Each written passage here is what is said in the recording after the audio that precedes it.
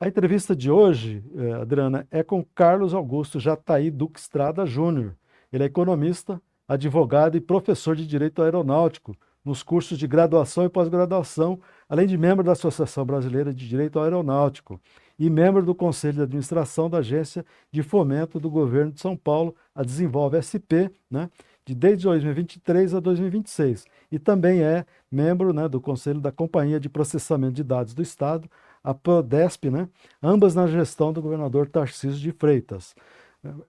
Mas o que fez também nos convidar a chamá-lo aqui, nos convidá-lo para participar do BC de TV de hoje, é o curso de mestrado e doutorado em Geopolítica e Geoeconomia que ele desenvolveu lá na Espanha de 25 a 26, na Birkham Internacional Universidade da Espanha. Não sei se é esse o nome, depois ele esclarece se é isso mesmo. Mas foi lá que o Duque Estrada desenvolveu essa tese do curso que abordou o tema sobre a arma genômica, desculpe, que pode vir a controlar populações estratégicas no mundo. Boa noite, Duque Estrada, seja bem-vindo. Boa noite, muito obrigado pelo convite, é um prazer estar aí com vocês agora. Obrigado pelo convite. Então, noite, Duque, nós estamos com a Adriana lá no Rio, né, e eu aqui em São Paulo. E o nosso Duque Estrada é um grande advogado especializado em falências, mas hoje ele está aqui para falar sobre essa tese que ele desenvolveu lá na Espanha, né? Bom, mestre Duque Estrada, além de um grande advogado de falências no Brasil, você se destacou também na Espanha pelo mestrado sobre a arma genômica para controlar populações humanas, sobretudo em países mais pobres. Do que se trata essa tese que você concluiu lá na Espanha, Duque Estrada? A tese que eu concluí, estudando nos últimos anos tudo que tem acontecido no mundo, nós estamos vivendo uma grande corrida de biotecnologia. Se a gente for um pouco mais para trás na história, isso não é uma novidade. Desde a época dos mongóis, que quando havia guerra, eles utilizaram de pessoas que haviam morrido com peste bubônica para jogar os corpos dentro das cidades, para contaminar as cidades e controlar as cidades através de uma guerra biológica. Era primário, porque naquela época não tinha tecnologia, e isso ao longo dos séculos vem desenvolvendo do ser humano. Com a corrida tecnológica que nós temos hoje, nós temos um sistema que caminha para um sistema de biovigilância e cyberbiologia, e isso vai gerando um controle maior populacional, seja por regimes totalitários ou menos regimes democratas, e eles estão incentivando as pessoas a fazer os seus controles de DNA. Na realidade, o que me levou a isso foi alguns estudos que eu venho verificando. Desde que eu morei nos Estados Unidos, eu me contaminei com a doença de Lyme, e a doença de Lyme, que é a doença do carrapato. Quando eu fui procurar um dos médicos, ele me disse que uma das teses que havia nos Estados Unidos da Lyme, que ela começou a ocorrer em grande escala, que não existia até 1974, haviam duas doenças que não existiam nos Estados Unidos, não era primeiro registrada, que era a doença de Lyme e a Rocky Fever, que é a prima da febre maculosa. Segundo esse médico, havia um laboratório do exército americano na Virgínia, e as cobaias fugiram e contaminaram os veados que tinham na floresta. E isso contaminou os Estados Unidos. E é uma doença que ela não está sozinha, ela tem 100 co-infections diferentes. Então, você tem 100 parasitas juntos. O que acontece com isso? Quem controlasse você ataca os nervos, ataca a parte neurológica, a parte reumática, tem uma série de consequências. Então, esse desenvolvimento biológico, guerra biológica, foi afastado pela ONU após a Segunda Guerra Mundial, mas isso já vem desenvolvendo há séculos.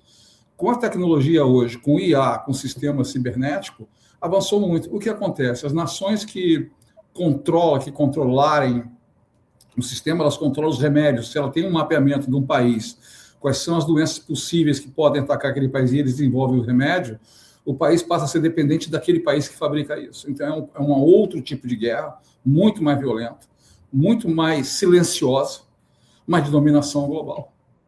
Foi por isso que me levou a essa tese. Doutor Duque Estrada, pelo que entendi, o domínio dessa ciência genética ela tornou-se um ativo estratégico de primeira grandeza, né? Como você mesmo diz na sua tese. Segundo esse estudo, a decifração do genoma humano passa a ocupar, nesse século, uma posição análoga àquela que o petróleo desempenhou na geopolítica, né, lá atrás, do século XX, e também o que significaram os dados digitais dos semicondutores que ocupa a atual economia contemporânea do conhecimento. O que significa essa arma genômica, né, entre aspas, e o que muda nas relações internacionais? Ou seja, quem domina essa arma hoje são os americanos e os chineses, é isso? Não. Hoje você tem um controle, todos os países de primeiro mundo, eles têm laboratórios de teste, de verificação. Os dois maiores de pronunciamento são os Estados Unidos e a China. Um é conceito mais capitalista e outro estatal de controle. Um exemplo bem simples disso, bem simplificado, foi o problema que ocorreu no Covid. Quem tinha as vacinas? O mundo inteiro correu atrás da China. O mundo inteiro correu atrás dos Estados Unidos. Por quê? Porque era um controle biológico. Era um problema de médico, ou seja, o Covid foi detonado pelo quê? Quem tinha a vacina? Quem tinha a vacina tinha um controle econômico. Pagava-se qualquer valor para ter ela. Então, E 4 milhões de pessoas morreram no mundo e 700 mil só no Brasil, né?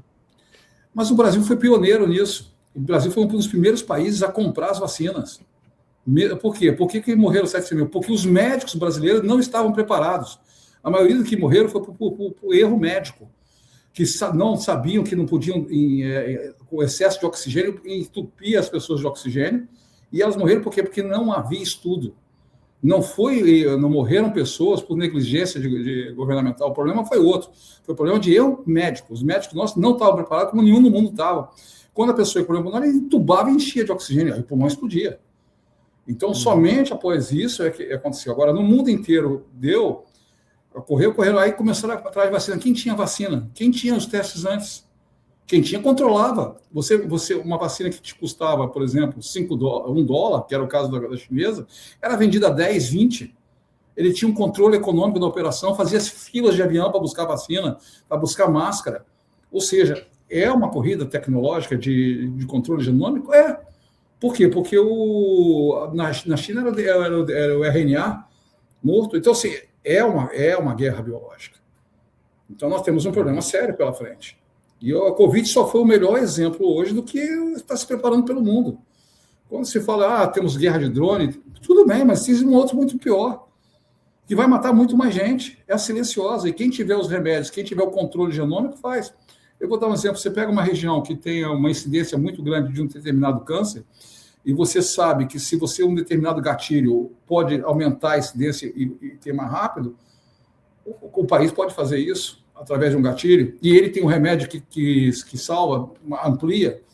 E quanto que aquele outro país que precisa disso vai pagar ou vai abrir mão de sua soberania para manter a população viva?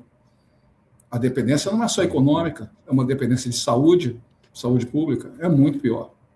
No meu entender, é muito pior. Boa noite, doutor Boa noite. Estrada. Como a competição dos Estados Unidos e da China por esse eixo mais visível dessa nova guerra geopolítica da biotecnologia está se manifestando? De acordo com a sua tese, esses dois gigantes econômicos investem maciçamente em sequenciamento genético, inteligência artificial aplicada à biomedicina, bancos de dados populacionais e terapias avançadas, né? No caso dos americanos, essa tecnologia é desenvolvida nas universidades. Na China, onde essa tecnologia é desenvolvida? São desenvolvidos em laboratórios, que eles dizem privados, mas são estatais, é dentro governamental. E não é só eles, não. O governo de Abu Dhabi, dos Emirados, tinha um órgão dele, uma empresa chamada G42, que ela era genômica. Ela fazia a qualidade genômica do país, para mapear o DNA do país inteiro. Então, assim, não é só os Estados Unidos. A corrida não se trata só deles. Eles estão errados? Não estão. A tecnologia é essa. Então, quando a gente coloca muito holofote nos Estados Unidos ou na China, mas outros países estão correndo com isso também. A Índia é um exemplo, todos eles estão correndo. Porque quem controlar, tiver maior controle, vai ter o controle geoeconômico. O senhor pode nos dizer como é que a arma genômica pode ser usada para controlar as grandes populações? Isso se aplica a países pobres e com grandes populações, como é o caso da Índia, né? Por exemplo, o senhor acabou de citar que tem 1,5 bilhão de habitantes. Sim. Um exemplo típico, por exemplo, a Índia hoje ela tem um controle, é até muito engraçado isso. A Índia, teoricamente, pelo tamanho da população, quando houve o Covid, proporcionalmente pelo tamanho da população, foi um dos países que menos teve morte, proporcional ao tamanho do país, da população. Por quê? Porque o indiano ele tem uma defesa natural pela falta de higiene, pela falta... Eles comem muita pimenta, por exemplo. A pimenta a gente sabe que é um fator natural que mata bactérias, mata protozoários, conforme o tipo dela avançado. Então, o indiano come muito isso. Você vê que a comida deles é toda dessa base. Quando você vai conversar com os indianos, eles raríssima, mesmo na classe mais alta, raríssima vez eles vão ao hospital. Não é do perfil deles. Porque eles têm uma medicina deles que eles entendem que há produtos naturais que... Agora, se você faz o estudo genômico do país, verifica que dentro do DNA dele, ele tem um gatilho para determinado problema biológico que não tem nenhum remédio natural que for que possa salvá-lo, o que você vai fazer? Você vai desenvolver uma arma genética que acione esse gatilho e a população morra mais rápido. Ao mesmo tempo, você vai ter, de contrapartida, você vai ter o quê? Você vai ter um remédio, que vai ser uma vacina, o que seja, que faça a garantia da população. É assim que eles vão controlar. Agora, só complementando a minha pergunta, quer dizer, a Índia é o maior país do mundo, embora tenha um setor que desenvolve vacinas e semicondutores, tem também uma população muito pobre que vai trazer mais problemas de saúde, habitação, como alimentar, né, tantas bocas famintas. É por isso que os Estados Unidos e a China querem o controle populacional de um país como esse? Eu acredito que sim. Porque, veja, qual é o conceito da Índia? A Índia hoje ela tem 220 milhões de pessoas abaixo da linha da pobreza. Ela tem 440 milhões de pessoas consideradas pobres. Só que o pobre da Índia é o nosso abaixo da linha da pobreza. Eles têm uma classe média de 750 milhões de habitantes. Então, quando você começa a somar isso, você vê que 2/3 ou 3/4 da população é de extrema pobreza ou extrema pobreza. Então, como é que você controla isso? Não tem alimento suficiente, a Índia tem um déficit de água gigantesco. Hoje, o maior problema no mundo não é comida, é água. 65% da população mundial não tem acesso à água. Na Índia não tem, é um problema seríssimo. Então, eu estou dizendo isso porque o mundo sempre foi focado em quem controla alguma coisa natural, controla o mundo. Antigamente, há séculos atrás, há milênios, quem controlava os rios, quem controlava assim, controlava o país. A guerra era, você desviava o rio Eufrates, por exemplo, tinha o controle pela seca. Então, hoje, nosso grande problema no mundo é a falta d'água. Ao mesmo tempo que você tem uma população aumentando, acelerando demais, como é que você vai controlar essa população? Você já tem o problema da falta d'água, a população continua aumentando, então você vai controlar pela parte da biotecnologia, da genética, descobrindo onde há uma deficiência, onde aquela população pode ser atingida ou não. E hoje a Índia, por exemplo, 60% de todos os sais dos remédios do mundo são produzidos na Índia, mais do que a China. Então, eles têm o domínio hoje da medicina. Queira a gente, queira não, a gente é dependente da Índia. Se a Índia resolver aumentar o preço dos sais dela, dar uma parada, o mundo vai parar. Então, ela já tem um controle, vamos dizer, biotecnológico, científico do sistema de remédio. Grandes empresas como Novartis, como outras, elas compram sais na Índia. Então, hoje, o controle de sais do mundo, 90% dos sais mundiais de remédios estão no controle da China e da Índia. A África do Sul, a Itália produzem, mas o controle está na mão delas. Então, nós temos um problema sério, só que as pessoas você não vê isso divulgado em jornal, você não vê isso, mas se você for a pesquisar longe, você vai ver que é. Então, existe uma nova, eu sempre falo que a nova fronteira militar e o sistema de saúde estão integrados numa arquitetura de segurança nacional. É muito mais sério. E não está se dando a devida atenção para isso, que deveria. Aliás, as nossas cepas de vacina vieram de lá, né? Quando o Butantan começou a produzir aqui, o material era importado da China, totalmente, né? Depois, hoje, acho que já desenvolve, o Butantan acho que já desenvolve hoje a sua vacina própria, né? Mas mesmo assim, se chegar aqui um grande surto de uma outra coisa, você já não tem vacina, né? Você já tem produções menores, né? E você está dependente de quem? De uma China da vida, de uma Índia da vida. Você está dependente deles? Você não tem o que fazer. E você vai pagar qualquer coisa para isso. Mesmo que você tenha que abrir mão da tua segurança nacional, por exemplo. Terras raras, eles podem utilizar a troca de remédio, de vacinas, por material de terra rara. Está no direito deles, eles têm um controle. Então, eles vão usar da biotecnologia para quê? Para negociar, para controlar. Então, a dominação econômica está indo para um outro patamar, muito mais sério. O próprio dono da Microsoft foi muito claro nesse sentido. Ele dizia que teria outras doenças que viriam. Por quê? Porque ele já está projetando isso, eles já projetaram. Isso já está no mapa deles. Então, assim, onde eles estão comprando, onde grandes países estão comprando participação através de seus fundos de investimento? Estão comprando participações das empresas, nas farmacêuticas. Se você entrar nas grandes farmacêuticas, vai ver que parte delas são geridas por fundos estrangeiros. E quando você vai mais a fundo, esses fundos estrangeiros, parte deles é governamental, é dinheiro do governo.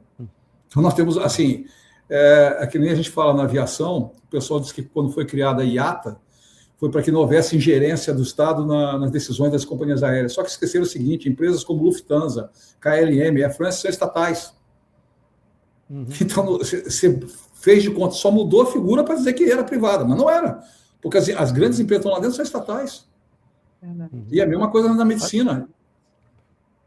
Aliás, os próprios americanos, que são aí líderes de tudo e tal, eles também têm um problema, né, em vacinas, né? Porque eles tiveram que importar muita coisa da própria China, né? E hoje eles ainda têm uma deficiência nisso, né? Quer dizer, a China, do jeito que está indo aí, ela pode, como a gente fala sempre, ela está num caminho de ser a grande líder mundial, passando os Estados Unidos. E talvez seja dessa forma que você falou, né? Inclusive pelo lado biológico da coisa, né? Hoje nós temos dois problemas que não está se levando em consideração. Nos últimos 15 anos, a Índia, ela era, se não me engano, a 8ª economia. Em 8 anos, ela passou de 8ª para ser a 3ª maior economia do mundo. Ela está a 4ª maior economia do mundo. A previsão que ela passe vai ser a 3ª maior economia do mundo nos próximos 2 anos. Ela tem uma taxa de crescimento anual da faixa de 8%. Ou seja na área médica, na área de sais, o que for, a Índia vai controlar isso. Então, só tem uma Índia e a China disputando, e os Estados Unidos passa a ser um protagonista secundário nessa guerra na área médica, porque a Índia e a China estão com controle dos sais que geram as vacinas e os remédios. Os Estados Unidos perderam isso. Né, e além do que, né, os chineses têm 40% das terras raras, né? O Brasil tem 20%, mas não tem grande parte da tecnologia para explorar. Agora a China tem, né? E os americanos, por isso que os americanos querem que o Brasil dê as terras raras, que a Ucrânia dê, porque a China tem 40%, né? Então, e nós estamos na mão deles. Por mais que queira dizer que não, nós estamos na mão deles. Isso não existe seria muita... Não quero usar um termo... inocência não acreditar que a gente está na mão deles.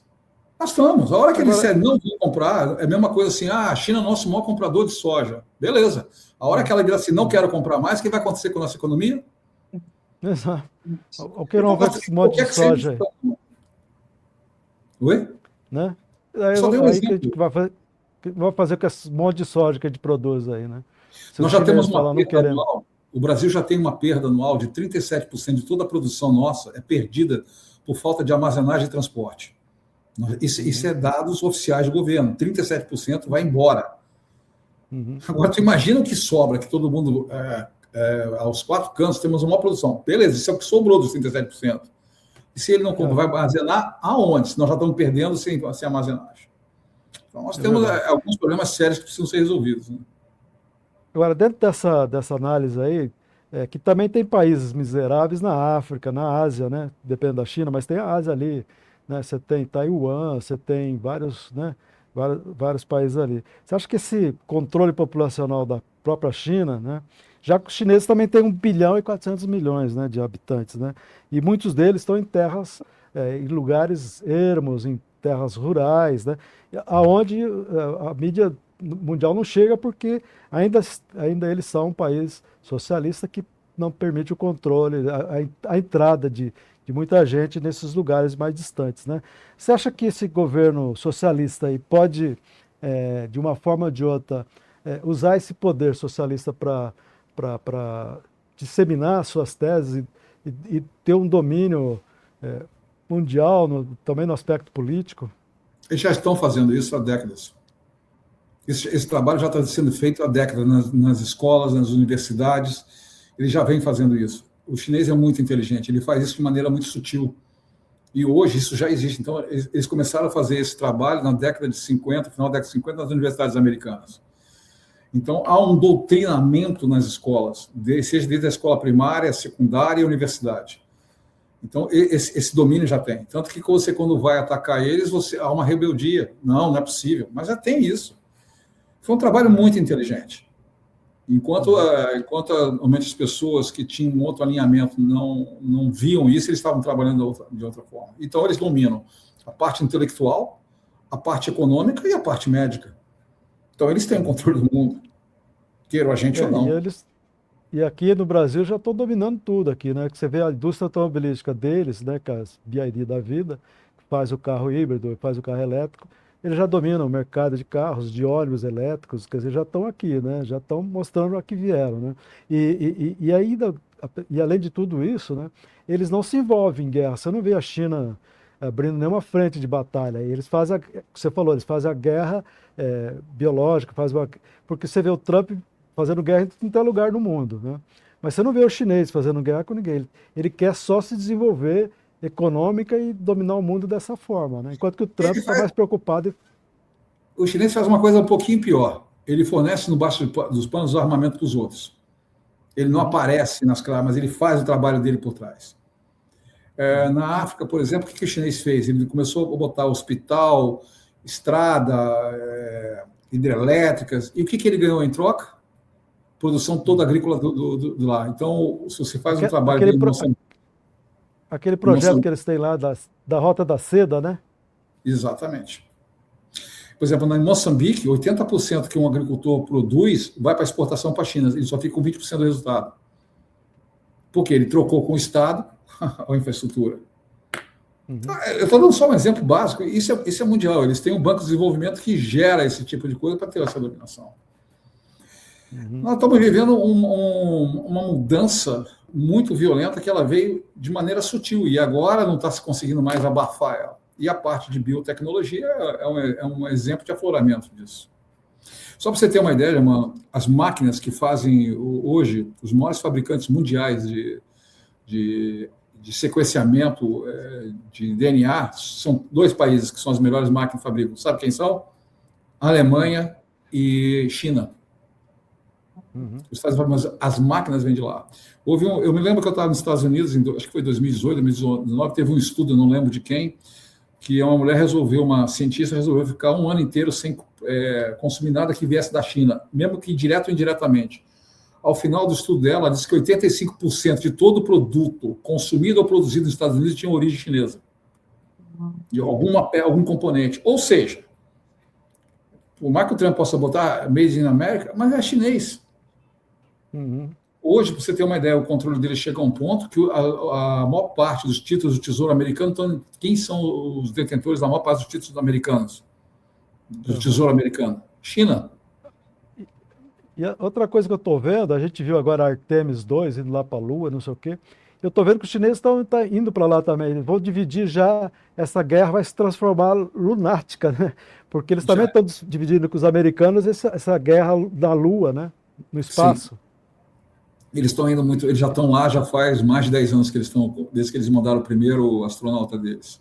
E eles avançam muito, eles têm recurso, têm disponibilidade e tem um programa. O grande problema no Brasil e a maioria dos países é que não existe política de Estado, você tem política de governo. Mudou o governo, muda toda a política de longo prazo. Uhum. China, Índia, Estados Unidos, a antiga União Soviética, outras grandes nações, eles têm política de Estado, que independe de quem é o governante. Então, eles fazem um projeto de longo prazo. Então, você vê que alguns alinhamentos, mesmo do governo americano, de tomada de decisões, seja com Maduro, eles têm um alinhamento de governo, é um projeto de governo. Então, na parte, seja a parte média, tecnológica, eles têm isso, e nós não temos isso.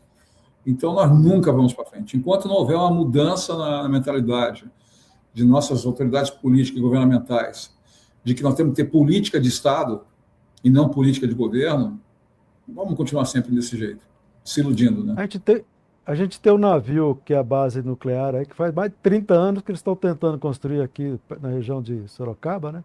E não consegue ninguém, porque cada governo vem, mexe, não anda, outro mexe e anda, e a gente está há 30 anos tentando fazer um navio a propulsão nuclear. É exato o que eu falei, não há política de Estado, há política de governo. E a coisa não anda. Você tem a submarino nuclear há quantos? Até mais de 40 anos em cima. Eu Sim. lembro que em 1992 era o grande projeto. 92, então foram 30 e poucos anos, já existia antes. Não saiu do arcabouço até hoje. A Angra 3 não saiu. Quantas usinas nucleares existem no resto do mundo? Pois é. Não temos isso, não temos nada.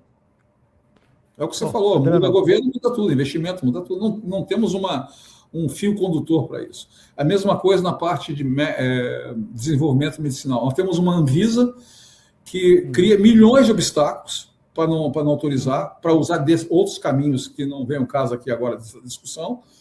Mas o que acontece? O quê? Nós estamos cada vez mais atrasados, independente dos países. Aí, de repente, vem uma crise, vamos abrir uma permissão especial. Mas que permissão especial? Por que não autorizou o país fazer exames? Você pega a Índia, por exemplo, a quantidade de os laboratórios na Índia, eles trabalham solto. Quantos os maiores laboratórios hoje de produção que fornecem para grandes laboratórios mundiais são da Índia? O sistema deles é outro. Aí eles passam, aí eles mandam para a Europa, fazem os testes na Europa para poder ir lá. Aí o europeu malandro, o que ele faz? Ele fala, ok, para você vender aqui e não passar por todos os exames, você abre uma filial aqui, tá? O que o indiano faz? Ele me abre uma fábrica na Hungria, mas o produto já vem pronto da Índia. Assim, eu me engano, é que eu gosto. É aquela teoria do Vampeta, né? Faz de conta que eu acredito e você faz de conta que acreditou. Estou fabricando lá. É isso que acontece. Aqui no Brasil, não. Nós temos que ter o nosso produto nacional. Que produto nacional? Se os caras controlam 80% da produção mundial, 90%, a gente tem que ter um pouquinho mais de bom senso, né? Adriana, é com você agora para a gente girar um pouco a nossa entrevista. Doutor Duque Estrada, a senhora entende que esse domínio da bioeconomia está se transformando numa arma de acumulação econômica, dando origem ao que diversos autores denominam de biocapitalismo, um modelo no qual a vida biológica passa a ser convertida em valor econômico? É um pouco isso, né, que a gente estava... Concordo 100%. Eu penso a mesma coisa. A vida biológica passou a ser um capital financeiro. Só para você ter uma ideia, um exame de DNA, o custo dele é $100 em média, um básico. Ele é vendido por $700, $900. Isso para a população normal que pode pagar. Verdade. Eu sei disso porque eu andei conversando com algumas das empresas americanas que uns 2 anos atrás que faziam esse tipo de trabalho, queriam vir para o Brasil. E aí, na curiosidade, eu perguntei qual era a margem que tinha, qual era o custo financeiro da operação. E é esse.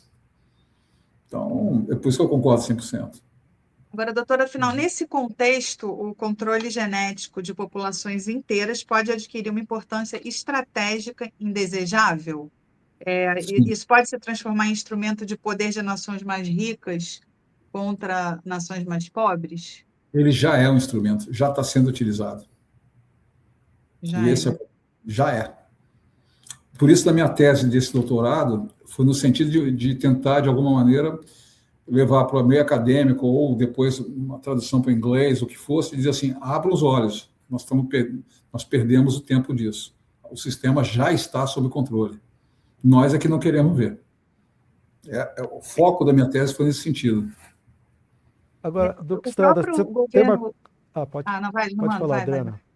Tem uma pergunta que ficou para trás, que o próprio governo chinês, né, teve que impor um controle de natalidade no passado, em que estimulava mais filhos por casal, mas os nascimentos atingiram proporções tão elevadas, né, que agora a política é de ter só um filho por casal. Essa intervenção americanos e chineses no controle de habitantes em outros países não é uma postura um pouco indesejável e imoral dessas grandes potências? O que a senhora acha? Veja, a história nos ensina que esse tipo de controle já existe há séculos, de maneiras diferentes. Os romanos tinham, até a criança de 2 anos não era considerada uma criança. Se ele não queria, eles jogavam no meio da rua e que morresse na rua. Então, assim, para nosso conceito, é uma coisa agressiva. Em Catargo, por exemplo, eles acharam vários poços com vários ossos de bebês. Por quê? Era um controle populacional, eles faziam da maneira deles. Não queriam aumentar a população e eliminava ali.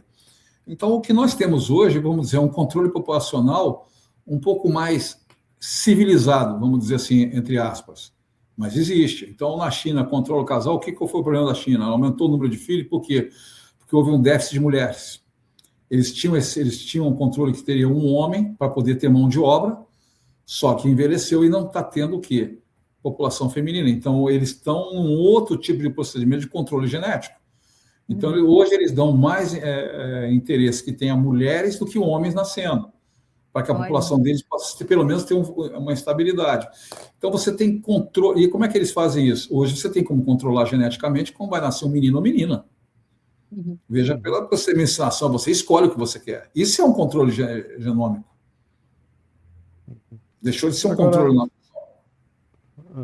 Duque, deixa eu te fazer uma questão aí, porque tem tudo isso que a gente já mostrou que é negativo, mas também tem um lado positivo dessa história aí, que pode ser que esse controle de dados, etc., ele pode ajudar também a desenvolver algoritmos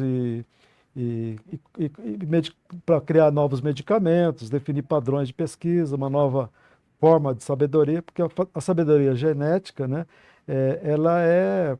ela supera também algumas coisas negativas no processo, né? Eu vou dizer assim para você, tudo que é negativo disso tem positivo. Vou dar um exemplo bem básico. Uma guerra. Uma guerra só é negativa? Não.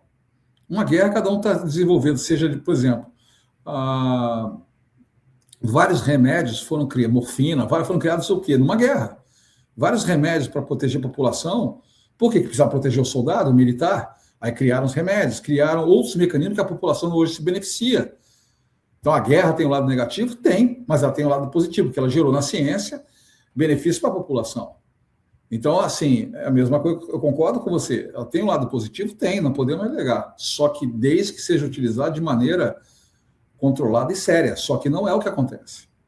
Cada vez mais que populações de países ricos aumentam a sua população, o que eles querem proteger? A sua população. Eles não estão preocupados com os outros países. Os outros países passam a ser o quê? Um semi-escravo deles. Vão trabalhar para eles e não com eles. Então, você está mudando só o foco do tipo de escravidão. Você tem uma escravidão que não é de corrente, é de saúde. Então, assim, é ótimo. Eu mapeio o interior de São Paulo, eu sei que aquela região tem um câncer. Ok, vamos fazer um remédio para quem vê. Por exemplo, qual é a vantagem desse mapeamento? Hoje, vamos dizer que eu gasto R$1 bilhão em remédios que são jogados fora, que não são utilizados. Por quê? Vai para uma determinada região que não precisa daquele remédio. O mapeamento genético daquela região não necessita daquele, necessita de outro que não é enviado. Então, o mapeamento genético te ajuda o quê? A evitar gastos de saúde pública. Te diminui esse tipo de custo. Te concentra em outras coisas. Esse é o lado bom. Agora, o lado ruim é que você vai controlar de outra maneira. Não sei se eu respondi a tua pergunta, mas essa é a minha visão. Lógico. Agora, esse projeto Genoma Humano que você participou lá na Espanha, né? Mostra que a biologia deixou de ser apenas uma ciência de vida para tornar uma ciência que faz intervenção na vida, né? Que os poderosos aí, todos vão acabar dominando tudo com essas suas estratégicas científicas e dentro desse projeto do Genoma Humano, né? Sim. Esse na realidade, foi minha tese de doutorado. Sua conclusão, né? De doutorado, porque eu estava estudando geoeconomia, geopolítica, histórica de como é que se controla, a parte de diplomacia internacional. Eu falei, opa, tem um problema aqui, que não está se falando de outro tipo de problema e não estou vendo. Como eu tinha feito alguns estudos em 2024, dentro do pessoal de Abu Dhabi, no G42, verificado que eles queriam desenvolver isso, estavam fazendo, eu falei, deixa eu ir mais a fundo. Nós não temos no Brasil literatura suficiente disso. Lá fora tem literatura, mas também não é uma coisa abrangente. Aí eu comecei a ver pelo outro lado. Quando eu peguei desse Lyme, eu falei, isso é guerra biológica. Hoje, nos Estados Unidos, oficialmente pelo CDC, são 400 mil pessoas que contaminam por ano, mas é muito mais. É muito mais do que isso. Mas porque fruto, segundo alguns, de uma arma biológica que perdeu o controle. Aí agora eu vi uma reportagem dizendo que a Pfizer lançou a vacina contra a Lyme. Aí está saindo na internet que está aparecendo em algumas cidades caixa cheia de carrapato. Não sei. Aqui no Brasil, por exemplo, nós temos um descontrole de saúde. Tem a doença da Lyme, com outro nome aqui, as pessoas estão sendo contaminadas. A minha esposa tem a suspeita de ter sido contaminada. Ela veio das capivaras aqui, né? Da capivara, né? Que vem. Não necessariamente. Aqui você pode pegar da capivara, do cavalo, do gado, de todos os animais. Do rato, você tem todos eles são transmissores. Nos Estados Unidos, coincidentemente, o transmissor é o veado. Por exemplo, o meu cachorro, que eu trouxe de lá, ele tem Lyme, só que o cachorro não desenvolve. Mas quando foi feito teste de sangue dele, ele tinha Lyme. Diferente da gente que desenvolve, ele não desenvolve. Então, assim, é uma coisa muito interessante de quando você começa a entender o mecanismo como um todo. Só que não é divulgado isso. Lógico.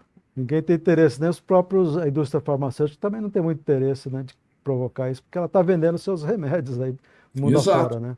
Exatamente. Por exemplo, você tem uma ideia, mano, como é que funciona mal, quando se falou muito mal durante a Covid da hidroxicloroquina, tá certo? O que controlava as minhas dores era a hidroxicloroquina.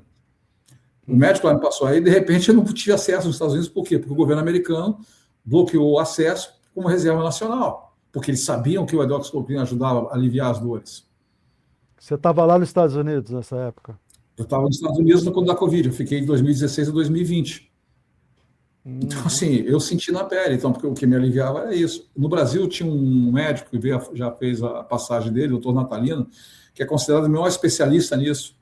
Ele tinha um trabalho belíssimo feito na USP. Você sabe o que fizeram depois que ele faleceu, no governo Dória? Desmontaram o laboratório dele.